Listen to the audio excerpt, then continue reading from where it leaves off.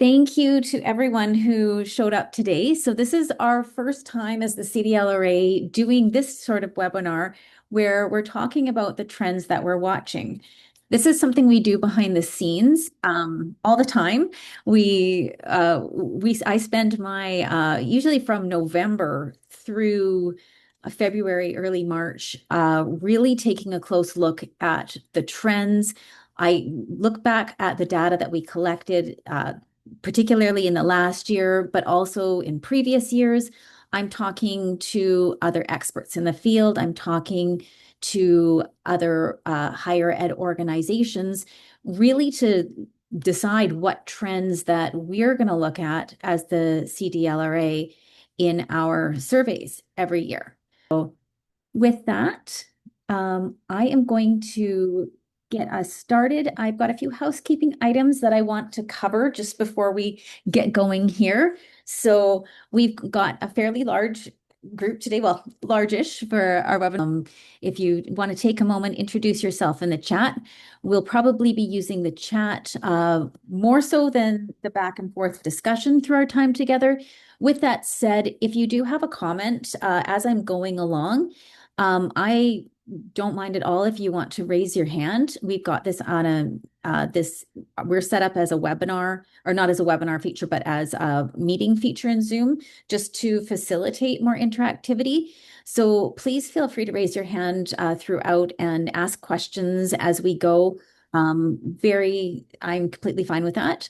One of the things, if you are raising your hand to ask a question or to give a verbal comment throughout our presentation, I just ask that you keep the question or comment to a minute or less, just so we can include as many voices as possible. I don't want to do this, but if you do come on and you are going like well over a minute, I may just end up muting you, and with apologies, just to carry on, but we want to include as many voices as we can. The webinar will be publicly recorded, and the recording will be publicly available on the CDLRA YouTube channel. I will be sending you the link following the recording. You're welcome to share the content with others. We want to make these sorts of webinars open and available to as many people as possible, but just be mindful again that any comments that you make, if you're asking a question or giving a comment, that it will be posted publicly. So just being mindful of that in your questions and comments. All right. So moving on, a bit about me. If you don't know who I am the Executive Director of the Canadian Digital Learning Research Association. I'll talk a bit more about what the organization, who we are and what we do in a moment. I also have my own independent research and consulting practice I've got my hands in all sorts of various digital learning projects and research and lots of things. But I'm also a former online student. I did all my graduate studies, both my master's degree and my PhD, online. And I say this at the beginning of almost all my presentations now, is I would not be where I am today without having the option to do flexible online and open learning. So the work that I do is deeply personal to me, because I think we need more high quality technology enabled learning solutions, because we can help more people reach their full potential. So there's a lot of opportunity here, I think, in the Canadian landscape to grow. And I'm a strong advocate for high quality online learning and just strategic and responsible use of technology to improve our educational system. So about the CDLRA, who we are, what we do. So the CDLRA is a non-for-profit organization. We have been conducting annual pan-Canadian surveys since 2017. Our surveys are focused on digital learning. So while there's many interesting things to explore in the world of higher ed, we try to keep our emphasis on digital learning. And digital learning is a very broad space anyways. There's a lot to cover in there. It's not just online learning, but we focus on just the use of technologies in teaching and learning more broadly, which is the how we define digital learning is we define that as an umbrella term that basically encompasses all uses of technology in teaching and learning. And that includes, of course, online learning and hybrid learning and the ways technologies are used in in-person contexts as well. And then we do focus at this point only on the higher education sector. So we're very focused on the post-secondary space. Our strategy. So if you're not familiar with how we do what we do, we run two pan-Canadian surveys each year. So we run our digital learning trends survey. That goes from April to May every year. And in that, we ask a number of questions that are focused on modality. We ask questions about open educational resources. This year, we'll be asking quite a few questions about micro-credentials, which I'll talk more about in a moment. We ask about challenges related to digital learning. We ask about what people are observing in terms of student preferences, and anyone who's taught in the last 12 months, we're asking them personally as well about their preferences related to teaching in terms of technology use and modality preferences and all those things. In the fall, so from mid-August to about mid-October, we run an emerging technologies survey, which asks a different set of questions. And those are technology specific. So we've got a large section on artificial intelligence in our emerging technologies survey. We have a section on technology use and how different technologies are being used. And then we also ask about the future. And when we're asking about the future, we don't imagine that people can predict what the future may hold, but it's a really useful exercise because when people imagine the future, it actually tells us about their present concerns and what they're seeing happening in the present state that they either like or they don't like or they're unsure of. And a lot of the feelings about the present come out when we ask people about the future. So that's why we do that in that survey. We have a report. We've used to include both of these surveys, but in 2025 we switched it up a bit.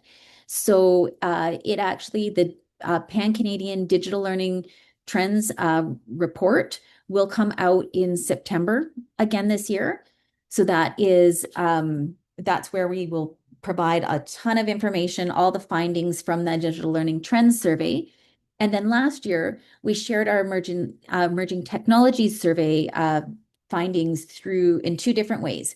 We created a series of research briefs that went out, one on artificial intelligence, one on technology use, and one on imagining the future. And then we also had an emerging technology symposium, which was a great event last year. We had fantastic speakers come in and we shared our findings in that way as well. So we're looking forward to running that again this year, and it was completely virtual so that it's very easy for people to be able to attend. So the overview, this is what we're going to talk about in our time together today. These are the trends based on the observations that I've made over the past, again, number of months, looking at last year's data, talking to people in the field, talking to people in a lot of different roles at institutions.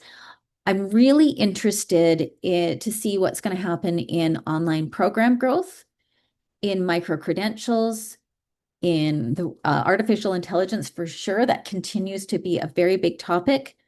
Some of the challenges that we're seeing, and I'm going to talk specifically about 3 challenges that I'm particularly looking at over the next year. And then workforce readiness and workforce relevance. That is a theme that's really come up over the last year. And then technology use. So I'm not going to be sharing too much data in our time together. It's going to be forward thinking, but it's going to be what I've seen and then why why I and the CDLRA are really exploring these topics over the next year. And then we're going to have time at the end too, where I will be inviting you to share if you feel like I've missed anything and there's anything other things that I should be watching in this space, I want you to tell me for sure. But also to share what you're seeing from your vantage point as well, particularly with these themes, or as I said, with any others that you see coming up. So with that said, we'll jump into online learning. And this has really been interesting over the past year to watch, particularly since the international enrollment caps, because we see institutions that are facing challenging times financially. They're looking to for alternative revenue streams, and online learning is, well, there certainly is online learning within Canada. There are online courses, there are online programs. There's still quite a vacuum there. There's a lot of, with what we know and how we know we can do online learning well. Uh, there's certainly room for more online programs to grow. And because of the need to expand enrollments and the financial situation that many institutions find themselves in, they're looking at online learning as a solution. And I've been very heartened, by the way, in what I've seen with this, because I see institutions who are wanting to expand their online programs, but they're also wanting to do it the right way. And I'm having a lot of conversations, particularly with leaders in this space, who want to make sure that they're not just throwing up, videos online and just putting together something that doesn't reflect what we know to be quality online learning.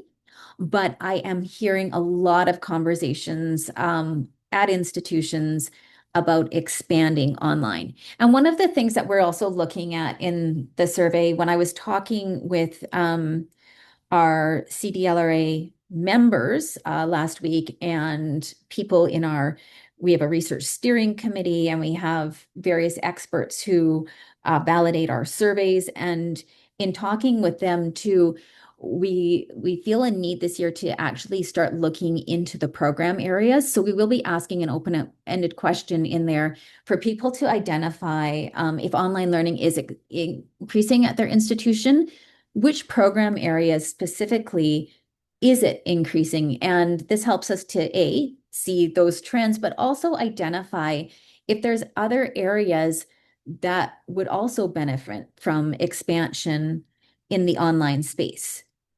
And it's also important to note when we've looked at student-specific findings, whether it's perceptions of students' interests and preferences and needs, and then also we've partnered with Academica Group for the past couple of years, and they've run a student view survey, which has given actual student findings that we can compare our data to.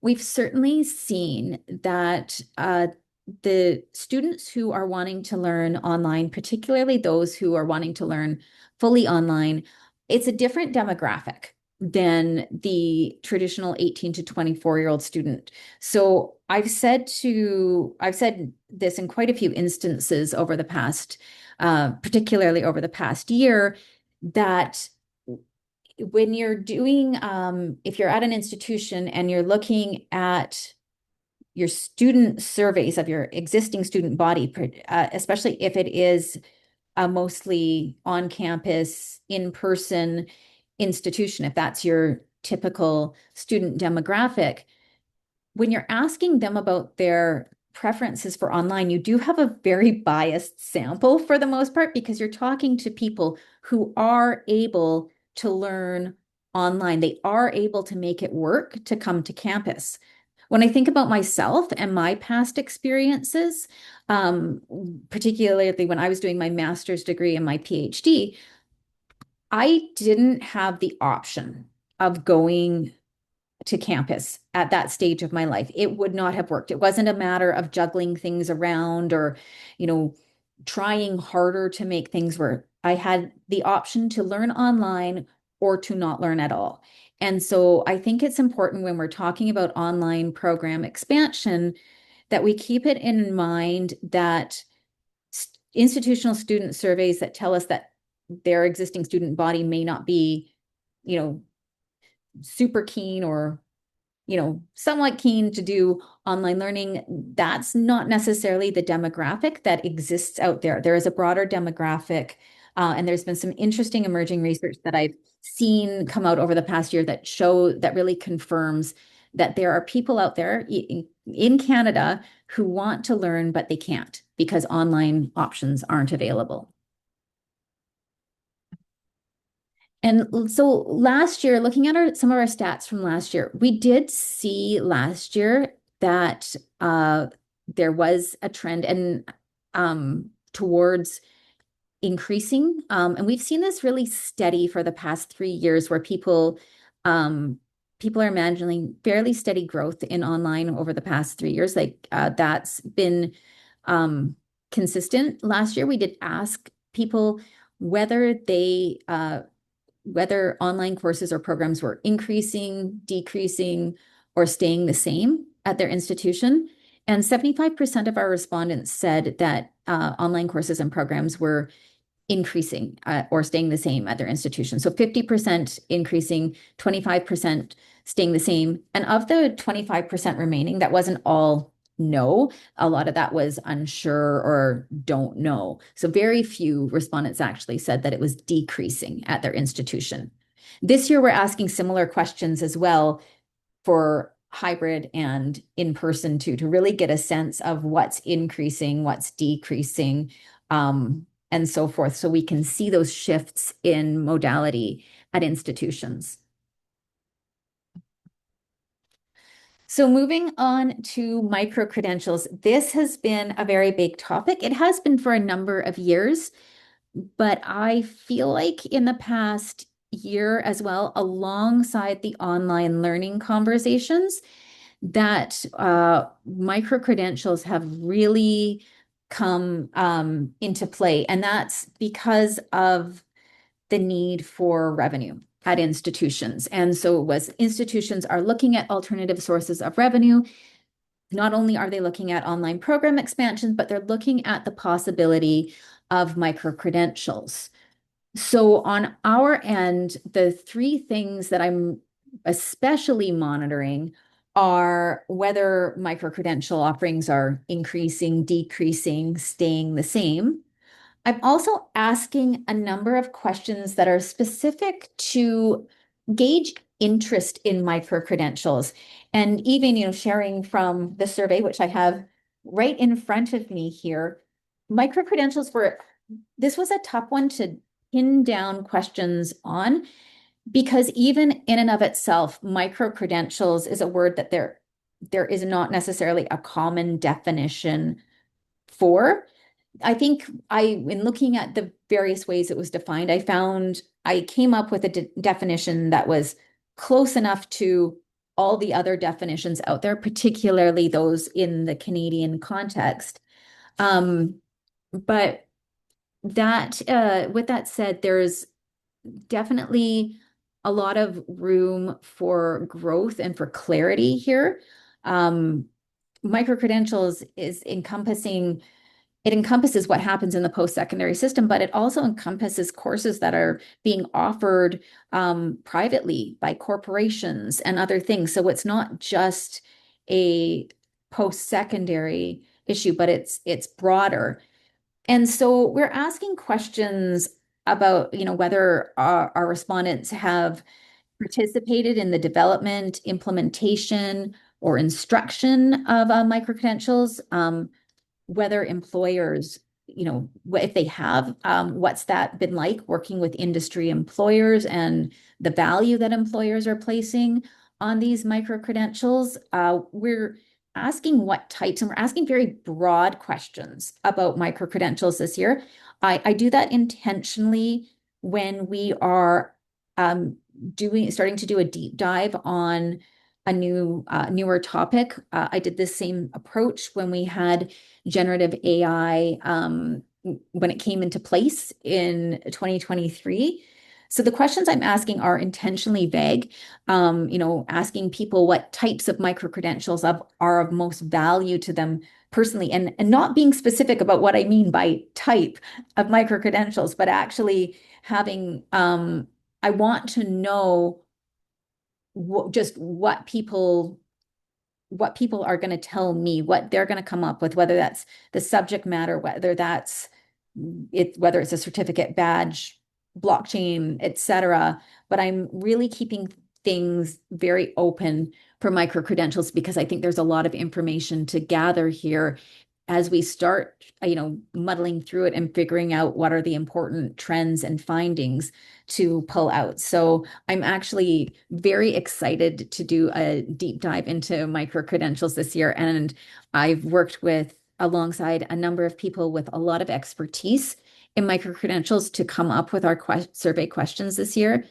And I'm like, I can't overemphasize how eager I am to see the findings of that this year. We're also, of course, talking about artificial intelligence this year. Since Gen AI sort of came into play in late 2022 and really made a splash in 2023, this has been an ongoing issue for institutions. And I'll talk about it more when we get into challenges as well. But a good chunk of our emerging technologies survey is focused on AI because it's been such a disruptive technology in our space.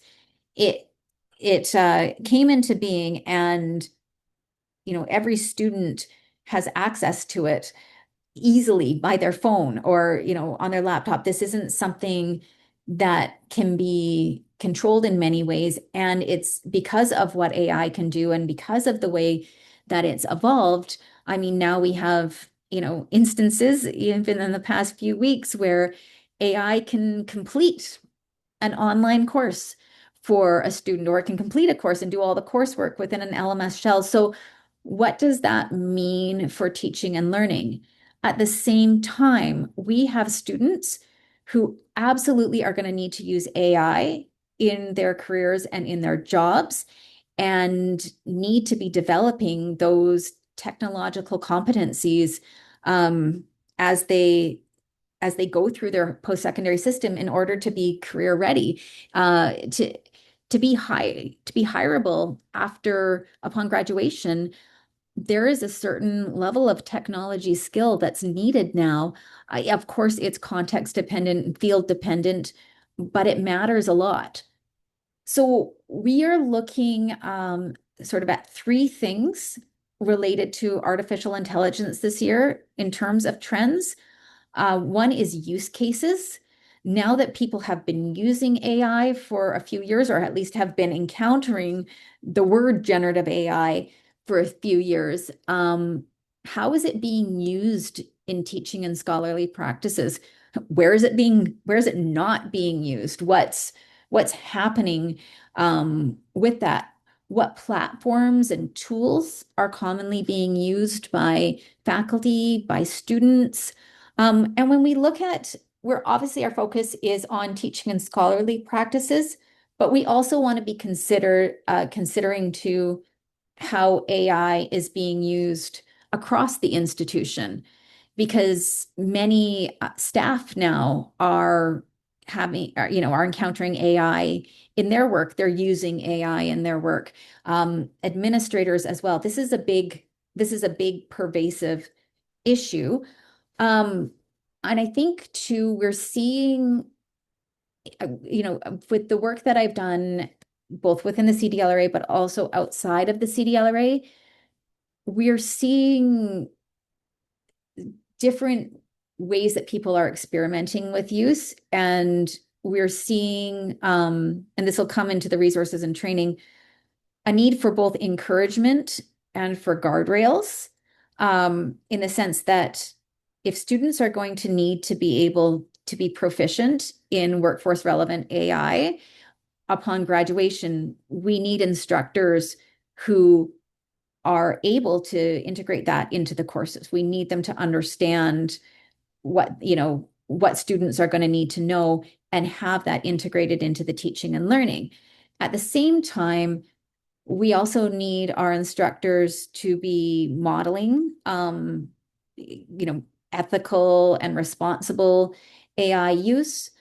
We need to help guide some instructors too in terms of how they can use AI as an efficiency tool, what's an appropriate use case for that, and when is it inappropriate to use AI as an efficiency tool. And so one example that I've heard multiple times over the past year would be instructors uploading student assignments into an AI platform for assessment purposes. And in some cases, this is not within a secure system.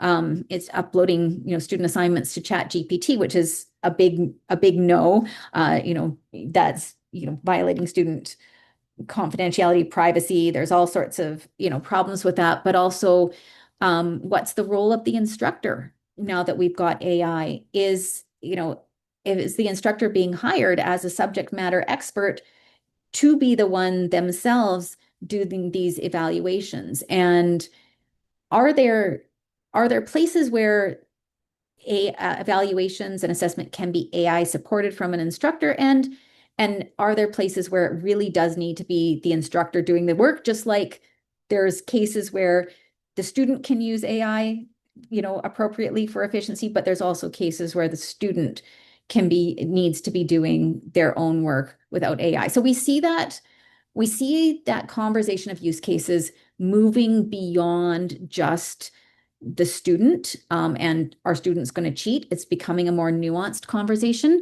So I'm looking to see trends that are there in capturing that data. And again, those will be questions that we're asking in our survey that goes out from August to October. Resources and training, just in line with what I just said. How are we training our instructors? How are we training our staff? How are we training administrators? How are we training students? This whole holistic approach to supporting the integration of AI into learning contexts.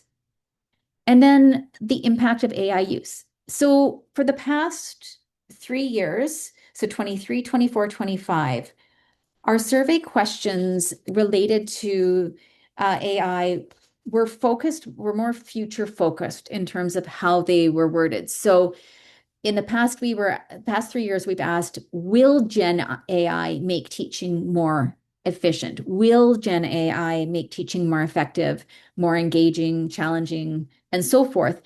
This year, we've done a wording change because AI has been around long enough, and we're going to compare this to our past year's findings. But now we're asking our respondents, is AI making teaching more efficient, effective, engaging, challenging, and so forth? Because it's been around long enough that we want to start assessing the present state rather than having people be forward thinking. But of course, I am very curious once we get those present state findings in to see how they line up with what people imagined will happen in the future. And AI really leads us into the challenges that we're monitoring. So there's been a number of challenges over the years. This comes up in our digital learning trends survey in the spring. And we have a long list of identified challenges that we put out every year, and we ask people to identify the pressing challenges at their institution. So those pressing challenges include everything from faculty to fatigue and burnout, student mental health, pedagogical practices for teaching in person, pedagogical practices for teaching online, assessment for teaching in person, assessment for teaching online. As an aside, anytime I ask a specific question about, perceptions of, or, whether something's a challenge in an online context, I equally ask if it's a challenge in an in-person context, because I don't want to just assume that because something's a challenge in an online context that it's not in an in-person context. I think there's been a long history of online learning being put under a microscope, particularly in terms of quality, and rightly so. I don't think that that's a wrong thing. I think that's a good thing. But in-person learning hasn't necessarily been given the same scrutiny or put under the same microscope for quality.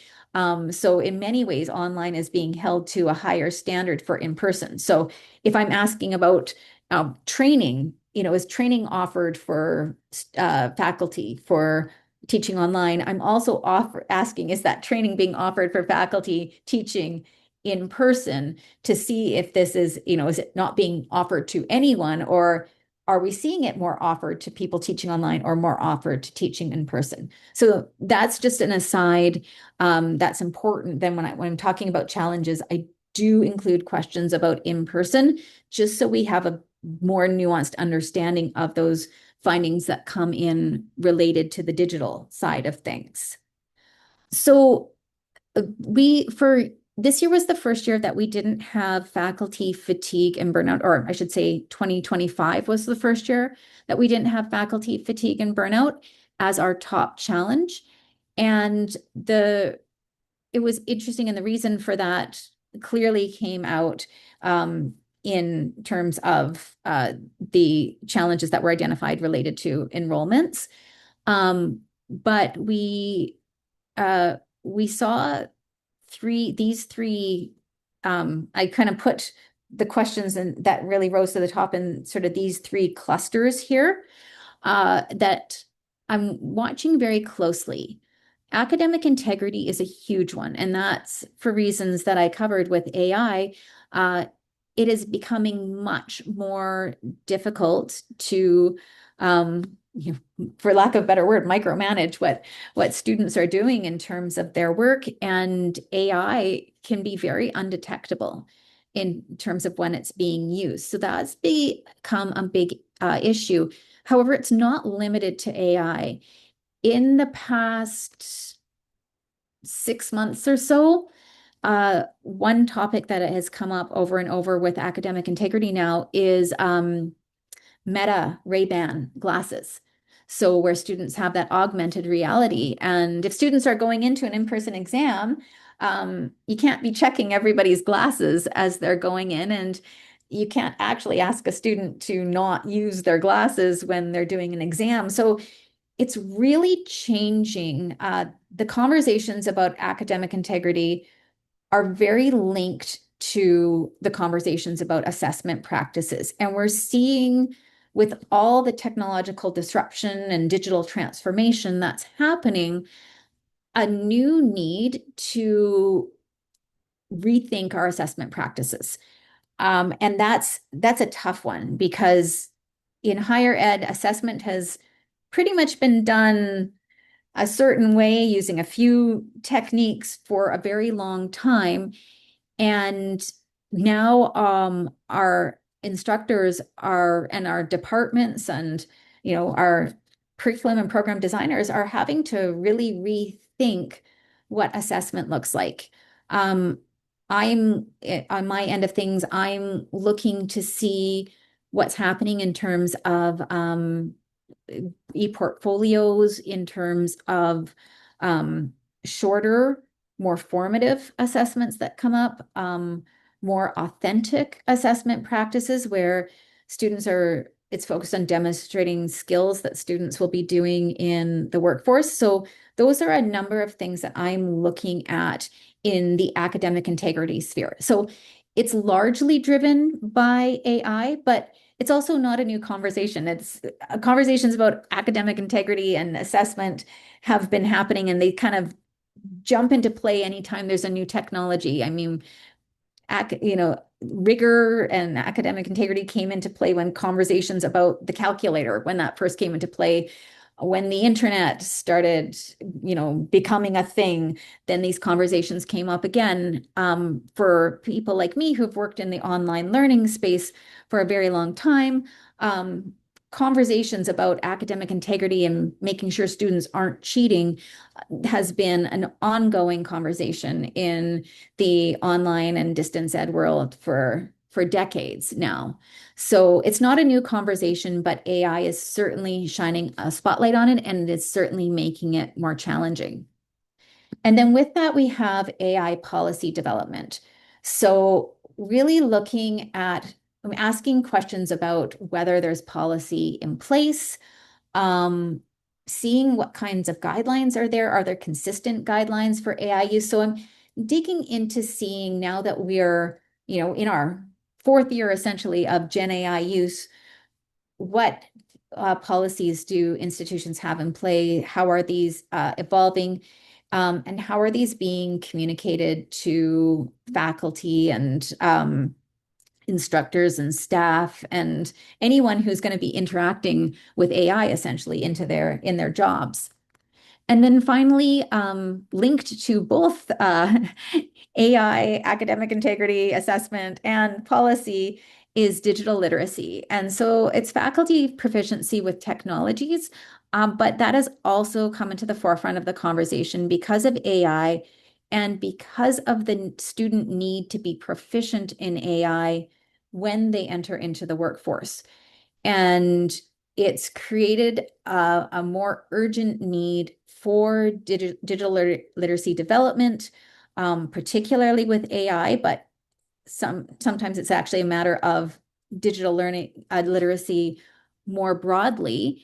And how does that work, and how do we get that into place? And when we're with AI policy development, having those guidelines in place to act as guardrails so people know what they can and can't do with technology, but also it's supporting experimentation with technology, trying new things, trying new ways of assessment, and how are our instructors being supported as they're doing that? How are our teaching and learning centers being supported as they're working to support instructors? So there's a lot of things that are happening with the digital learning challenge. So lots of stuff there that we're exploring in terms of challenges that I'm very curious to see, just because it's becoming more and more of a disruptor with every passing year, especially as technologies, including AI technology,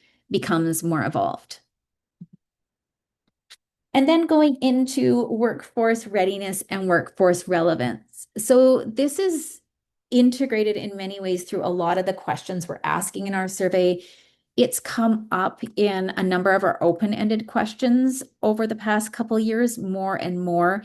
And it's been a big conversation that I've been having with a lot of people in the sector that they're talking about. And again, AI is driving a lot of these conversations because students, as I mentioned, need to be proficient in AI upon exiting post-secondary.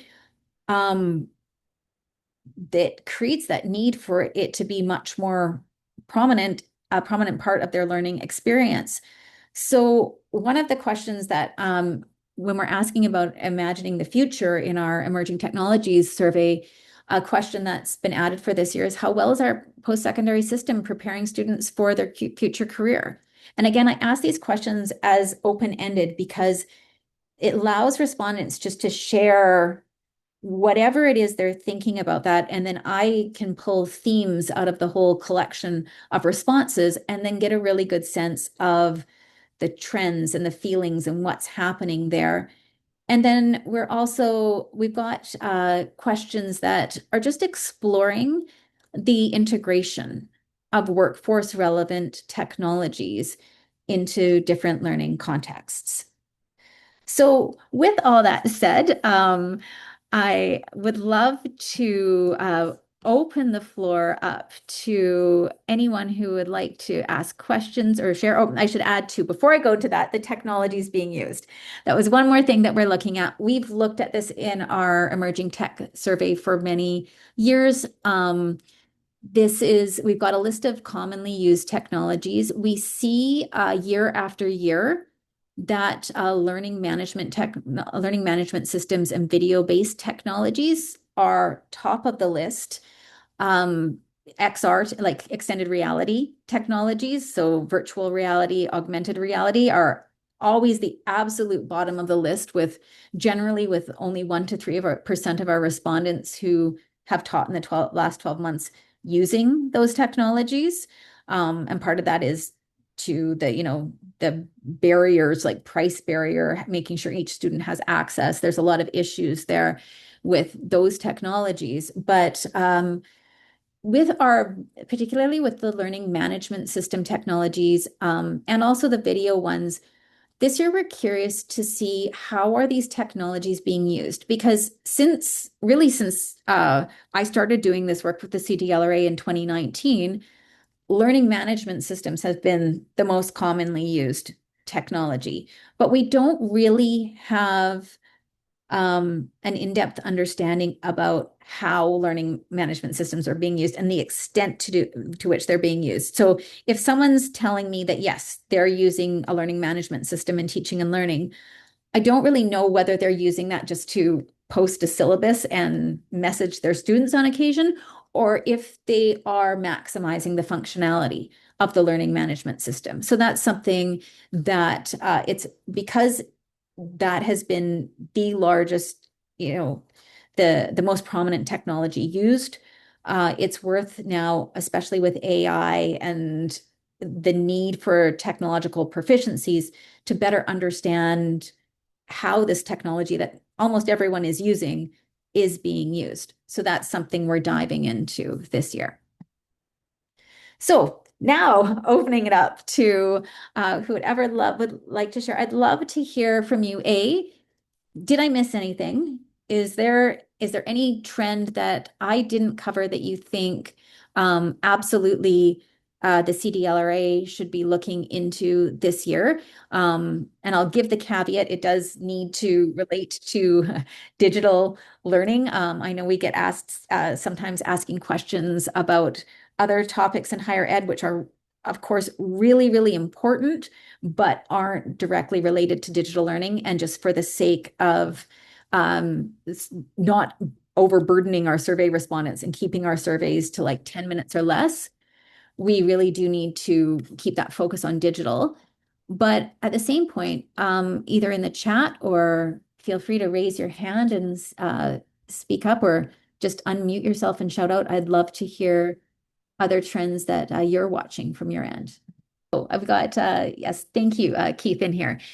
Is there an ethical concerns or discussion around basing educational standards, workplace readiness on AI usage when many industries are using AI to eliminate types of labor and positions? Yeah, so thinking of companies like Microsoft or Salesforce, I would say it's a tough one because I think that and this is just my personal thought based on what I've seen there, is um, these companies are going to do what they're going to do.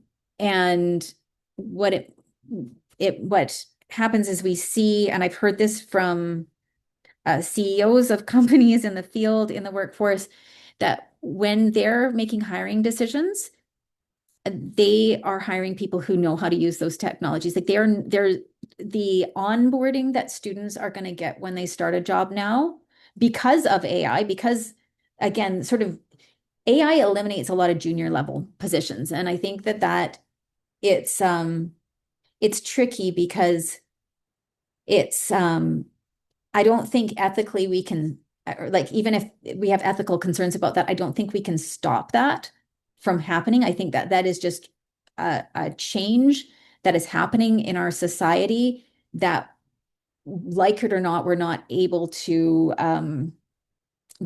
stop that from happening. And so it's a matter of shifting to how can we best prepare students for this world where a lot of, again, types of labor and other positions are being cut, and helping students to find those areas that, people use the term AI proof, right?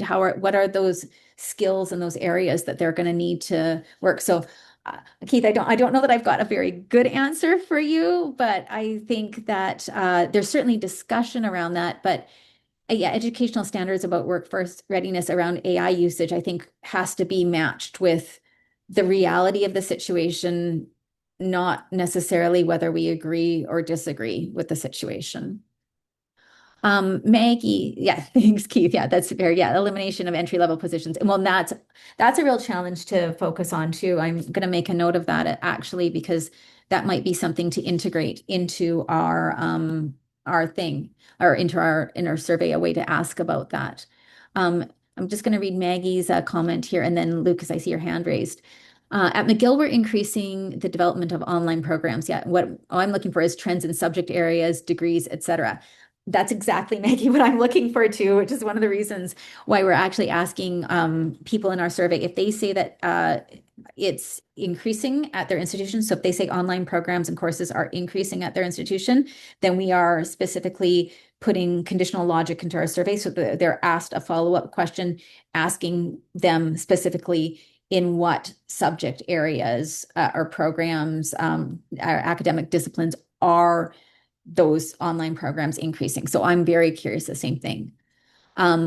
Lucas.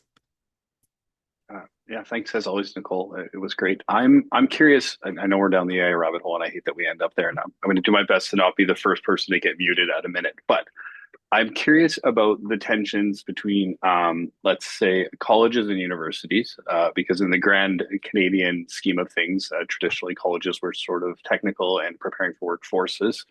And universities were living in a space where they were trying to cultivate critical thinkers. And I think we've seen a shift in universities to develop professional programs. And in some markets, we're seeing programs that are thriving are ones that have direct pathways to careers like nursing, education, engineering, computer science, with the slow sort of decline in the humanities, which is truly unfortunate.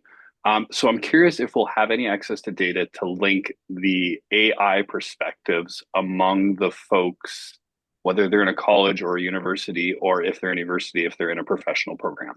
Because I think the critical thinking and humanities folks are going to be more resistant potentially, whereas the programs and whether it's faculties or colleges that are heading to professionals are probably going to be more looking to leap into that AI readiness for the workforce, because those are programs that are with clear career trajectories. So I'll stop there so I don't get cut off, and Yes, hopefully that made some sense.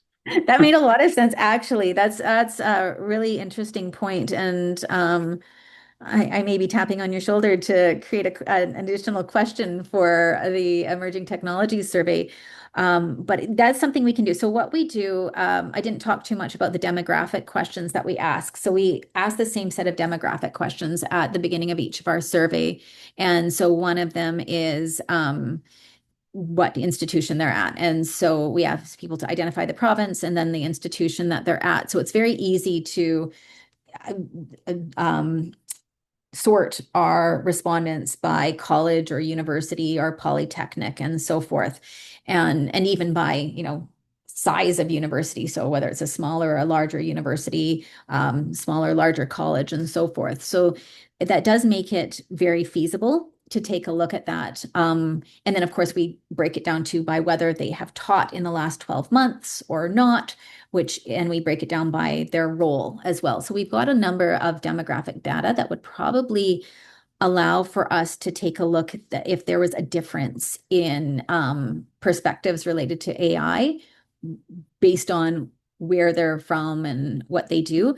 I am considering this year as well if to add just something, an open-ended, where they can put in their academic discipline so we can get a better sense of whether, do we have people in the humanities, the social sciences, where are we getting people, particularly those who have taught in the last 12 months, what subjects or fields of study are they teaching in, so we can see how some of these trends line up by different field of study. So a fantastic question and very good point.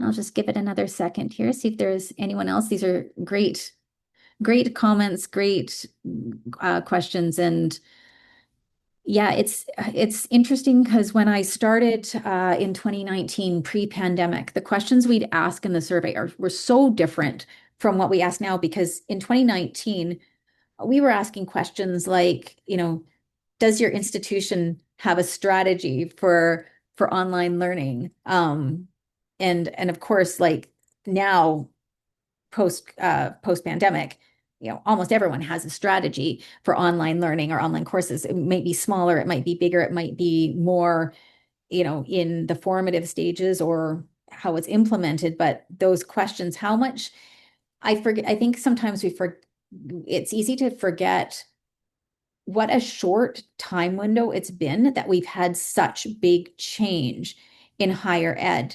There wasn't that much change the change was pretty slow and gradual pre 2020.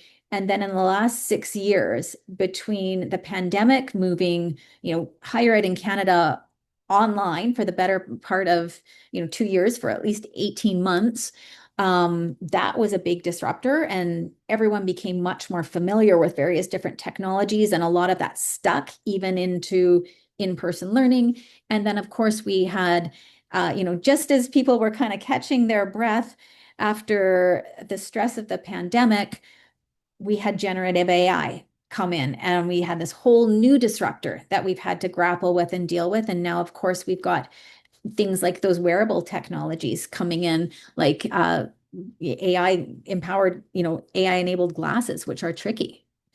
Rajiv says, I'm following institutions that are moving beyond optional suggestions and strategies for assessment of student learning. So, including in the wake of or in wake of agentic AI, to a consistent institutional strategy, including programmatic assessment approaches. Yeah, I actually think that that's what we're going to see. Is we're going to see a lot more consistency becoming necessary.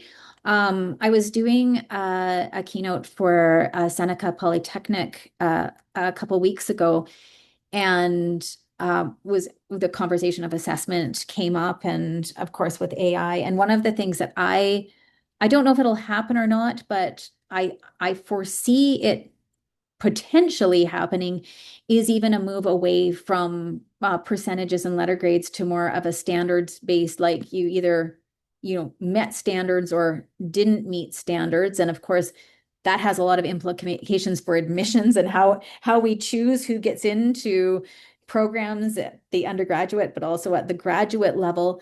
But there's oh yes, and Keith asked, sorry for, there's a lot of discussion, about changing assessment. So, Rajiv, I don't know if you're able to jump in and answer Keith's from your perspective. I think I know what you mean by that, but Keith says, sorry, does programmatic assessment? Yeah. Yeah, go ahead, Rajiv. Yeah. Sure, sure. I mean, I think it's used in different ways in different contexts. A good example for me is the University of Melbourne, where they've outlined a plan and they're midway through with it. Within a couple of years, they are moving away from as much within course assessment as people have been doing. I think they're acknowledging that we overassess students in general, and given how relatively insecure a lot of the traditional assessments have become, what they're trying to do is identify the points in the student's journey in the course of their program where specific skills will be developed. And so it might be, end of first year, it could be capstone, lots along the way, but they're identifying the key points of assessment in the degree journey, if you will, or the program journey. And that's more of their approach. So even though they're going to continue to assess a lot of things, they're specifying that 50% of the program level outcomes must be securely assessed across the length of a student's degree. So that's the kind of approach I'm thinking about, where it's less individual faculty and individual courses, but it's more assessment across the program as a whole, and consistent thinking and approaches or rubrics around that. Thanks, Rajiv. I really appreciate that. I've got one last question here, that or comment I'm going to take from Dave, because he raises an important point and just talks about, that, well, he appreciates the importance of being able to break down, responses by institution, province, and et cetera, in his case, and this is the case with a number of other people, PEI, I'm looking at in particular, if they provide their province, institution name and department, it's definitely no longer anonymous. It's clear that that's that person answering. So and he says he's been comfortable again doing so because the information is important, but we have our survey, like we are very anonymous in what we do. So we anonymize the data. Generally speaking, like we limit the access to the raw data to the minimum number of people possible, just so that everything is kept very, very confidential. But yeah, so we make sure, so it would never be reported in a way that would identify someone. In order to do any reporting of a finding too, I need to make sure that there's sort of that critical mass, or the N that we call it in research, that there's enough people within a segment that data is meaningful. So sometimes, even though we can break it down, it doesn't make sense to break it down because we don't have enough people there. But on my end, I'm very mindful of that. And when particularly with open-ended comments, if open-ended comments are left on the survey, we always ask, can we quote or not quote your comment? And if you put not quote, then I'll analyze it, but it will never be put in a report or used in a quote or any other way. And then, yes, it's confidential. Yes, not so much anonymous, if that makes sense. Yes, it's confidential, and we've taken as many steps as we can to try to keep it as anonymous as possible. But yes, there are situations where that gets tricky. But there is a point. Canada's a small space, and sometimes it's tricky.